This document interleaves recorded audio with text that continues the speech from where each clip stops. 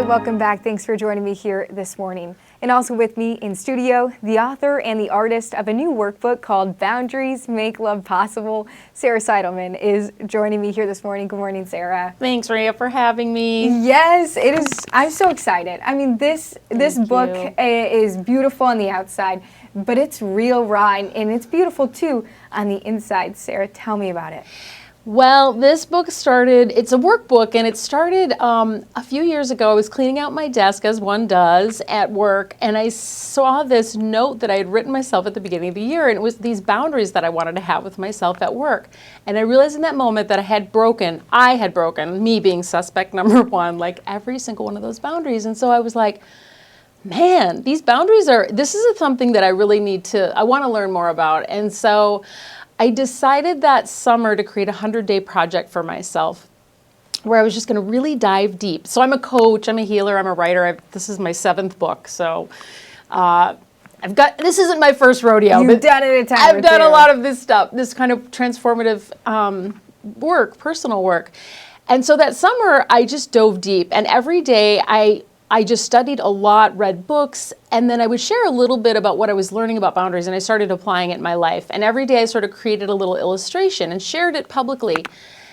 And I was like, wow, this is changing my life. But then the funny thing is I started getting all these messages from people. They're like, oh my, like private messages, not a lot of comments, because I think this stuff is so personal and so deep. Yes, yeah. Sarah, that post, it made me realize I needed to put a boundary here, or I realized I just said yes when I meant to say no, and I don't know how to say no. And I think this is just such a common issue for all of us, or for many of us, I should say. Yeah. So yeah, I just realized, and the illustrations sort of made it fun and colorful for me to learn. And at the end of that summer, I was like, I think I'm going to turn this into a book, because I realized it's a real need for people. Yeah. Yeah. I love the way you explain that, because it is really true. It's very personal, and it takes a lot of reflection to realize what you need. Yes. And it's hard because you don't always want to have to put in, boundaries can often sound like a really heavy word. Yes, yes. And I think for a lot of us, we go, boundaries means you're a mean person, or you're, especially for women, because, in our culture, a lot of us are, the expectation is, as we're raised, or at least how I was raised, was like, be nice, be agreeable, say yes, be helpful. Yeah. But the thing is, if we completely abandon ourselves, we can end up with lives that feel full of obligations that we're not really engaged in, or we can feel really, I'm like, how do you know if you need to set up a boundary? It's usually because you're feeling really resentful or frustrated, or that's often the case. And so, I feel like it's something that I had wonderful parents, but they didn't sit me down and say, now here's a 3-step, method for saying no to somebody that will leave them feeling okay about it, or at least leave you feeling okay about it. Yeah, Things like that. I think it's great. And you included some testimonies in the beginning of this from, just as you mentioned, people anonymously, confiding with you with their own struggles. And I found it really interesting. We're not just talking about boundaries with a friend or a coworker, whatever it might be. It might be a daughter or beyond that, a parent. Totally. I mean, it goes in all aspects of life. You've got to learn to healthily implement these boundaries. Yeah, and they change, because, like, for example, when you're a parent of a young child, you're a caregiver for them, and there are different boundaries there. But then as they become adults, they need to renegotiate their boundaries, and you need to renegotiate yours. And so, yeah, and I wanted to explain that boundaries too, really it's telling people, it's not trying to control what other people do, because I think a lot of people get confused about that. It's really telling other people what you will do if a particular boundary is crossed. And that sounds really heavy, but like, for an example, let's say you've got an adult kid, a child of yours, who you're helping them with rent, but it's come to the point where you're like, it's time for them to start picking up more of this responsibility, and they're ready for it.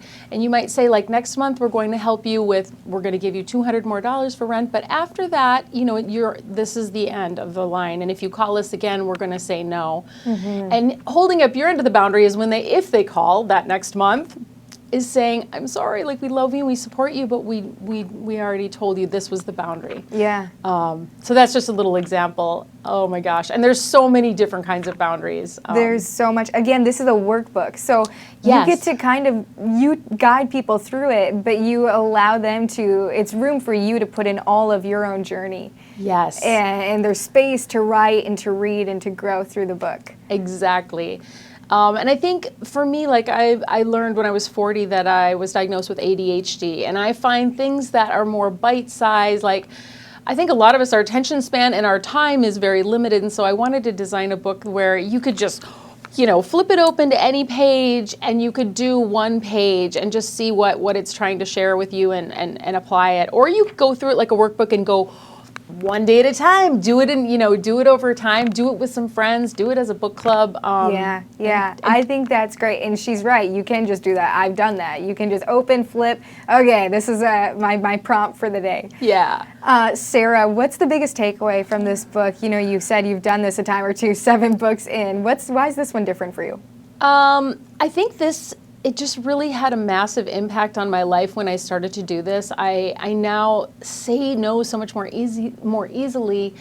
It really kind of transformed my whole marriage, which might sound funny, but it was like, you know, sometimes we have to renegotiate things, and boundaries have a lot to do with our interpersonal relationships. Yeah. And then the other thing is I just was able to create much more space for myself to do the things that I want to be doing with the people I want to be doing them with. And so I just really wanted to pass that on. And I think the other thing is I'm sharing my artist side, you know, because all this, and just that it's full color, it's really playful and it's really fun. And I think personal transformation is hard work. And so I wanted to make something that would be delightful and like really enchant people. Yeah.